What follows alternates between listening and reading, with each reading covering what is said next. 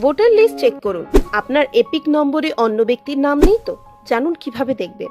বাংলার লোক যাতে ভোট দিতে না পারে, একই এপিক কার্ডে বাইরের লোকের নাম তুলেছে একটি দল। এদিন 27শে ফেব্রুয়ারি 2025 নেতাজি ইন্দোর স্টেডিয়ামে দলীয় কর্মী সম্মেলনে কাগজে কলমে প্রমাণ সহ দেখালেন মুখ্যমন্ত্রী মমতা বন্দ্যোপাধ্যায়।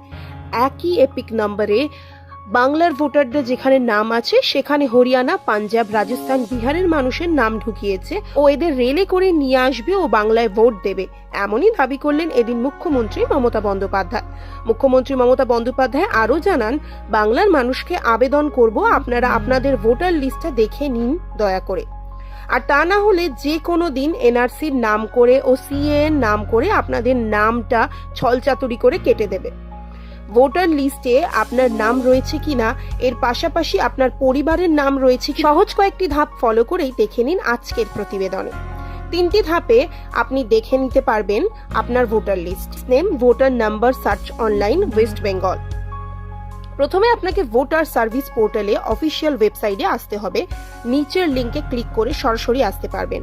এরপর সার্চ ইন ইলেকট্রাল রোলে ক্লিক করুন।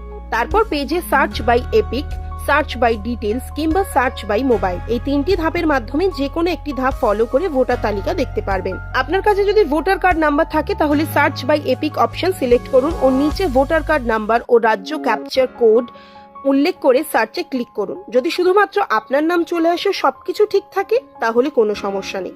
যদি আপনার কাছে ভোটার কার্ড নাম্বার না থাকে তাহলে সার্চ বাই ডিটেলসে ক্লিক করুন। এরপর রাজ্য, নাম ও অভিভাবক নাম, বয়স বা জন্ম তারিখ, লিঙ্গ, জেলা ও বিধানসভা উল্লেখ করুন ও নিচে ক্যাপচা কোড উল্লেখ করে সার্চে ক্লিক করুন। আপনার সামনে সমস্ত তথ্য চলে আসবে, এরপর দেখে নিন।